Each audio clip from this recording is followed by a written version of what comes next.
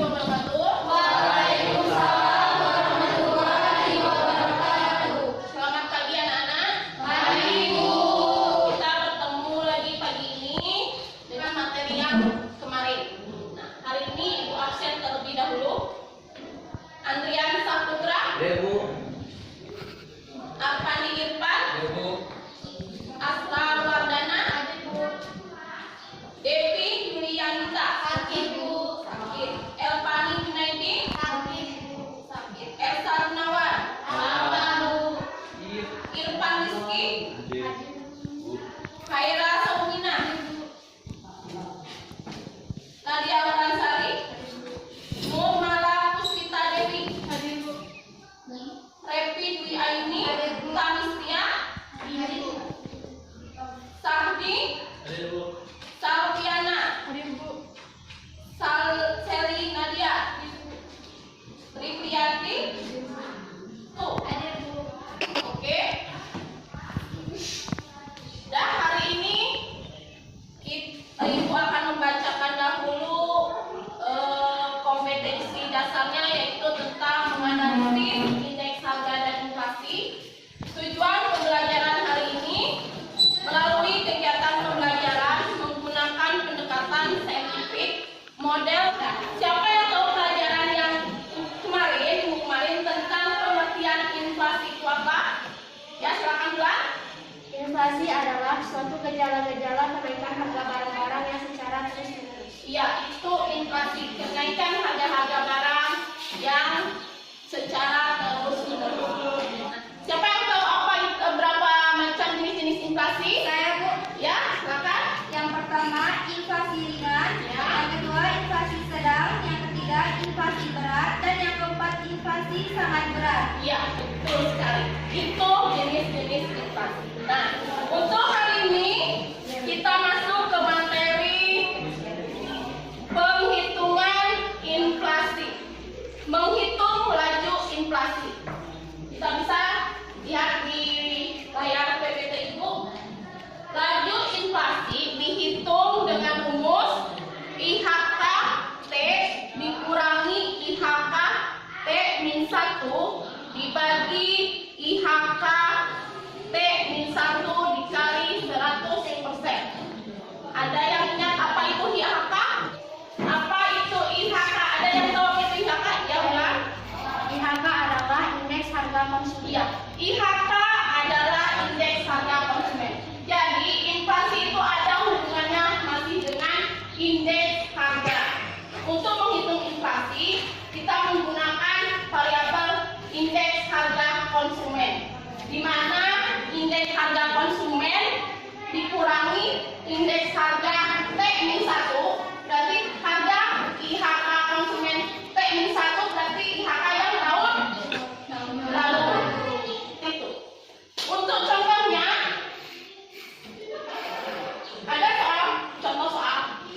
Misalkan diketahui indeks harga konsumen di akhir tahun 2010 mencapai 125,17 dan di akhir tahun 2011 naik menjadi 129,91. Tentukan tingkat inflasi yang terjadi di tahun 2011. Nah, jawabannya itu 129,91 dikurangi 125,17 dibagi 125,17 dikali 100%. Jumlahnya hasilnya 3,787%. Mengerti kan sampai sini? Jadi tinggal dampak inflasi.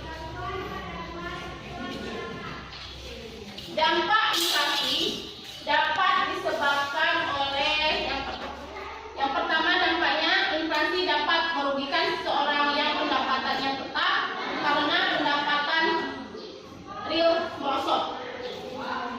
Inflasi dapat merugikan seseorang yang pendapatannya tetap. Atau pendapatannya tetap, gajinya tetap. Misalkan gaji 1 juta.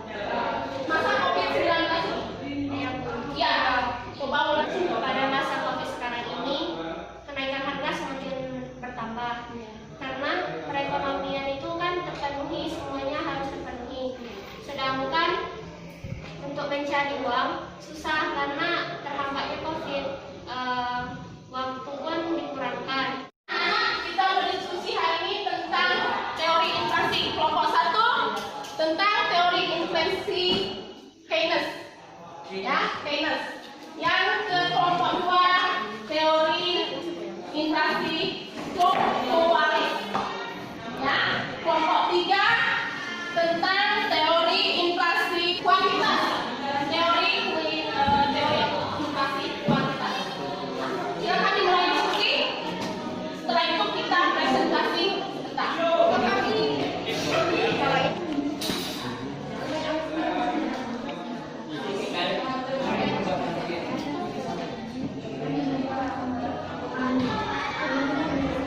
Kita presentasi yang kelompok 3 dulu ya. Tentang teori inflasi kuantitas. Silakan maju ke depan 2 orang.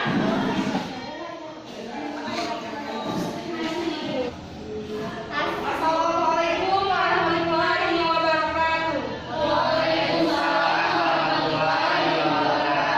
Kami dari kelompok 3 akan mempresentasikan hasil kerja kelompok kami tentang teori kuantitas.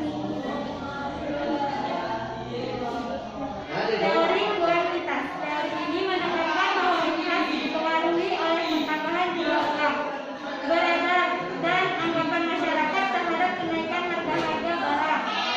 Faktor psikologis. Menurut teori kuantitas, inflasi hanya bisa berlangsung apabila terjadi pertambahan jumlah uang yang beredar. Assalamualaikum warahmatullahi wabarakatuh. Kami perwakilan dari kelompok 1 akan mempresentasikan hasil kerja kelompok kami, yaitu tentang teori inflasi Keynes. Menurut Keynes, inflasi terjadi karena ada sebagian masyarakat yang ingin hidup di luar batas kemampuan ekonominya. Proses inflasi merupakan proses perubahan bagian rezeki di antara kelompok-kelompok sosial atau pelaku-pelaku ekonomi yang menginginkan bagian lebih besar dari yang disediakan oleh masyarakat perekonomian tersebut. Proses pembuatan ini terlihat pada keadaan di mana permintaan masyarakat terhadap barang-barang selalu melebihi jumlah yang tersedia. Hal ini menimbulkan oleh celah inflasi. Itu hasil diskusi hari ini. Materi hari ini Ibu cukupkan sekian. Siapa yang bisa menyimpulkan untuk pelajaran hari ini? Ya, silakan. Kesimpulan dan pelajaran hari ini adalah teori inflasi dan penyebab inflasi.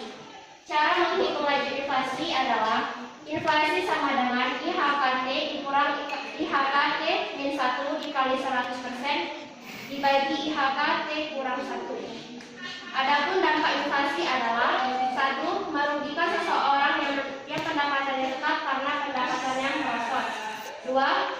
Merugikan orang-orang yang berpenghasilan tidak tetap karena kekurangan pekerjaan. Dan yang ketiga, membebani dunia usaha karena biaya produksi bertambah.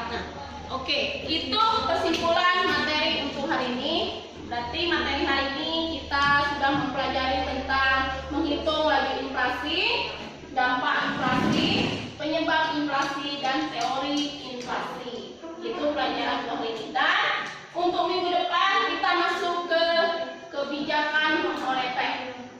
Nah, untuk tugas sudah Ibu upload di Google Classroom beserta modul dan PowerPoint untuk kalian belajar di rumah. Tolong kerjakan tugasnya.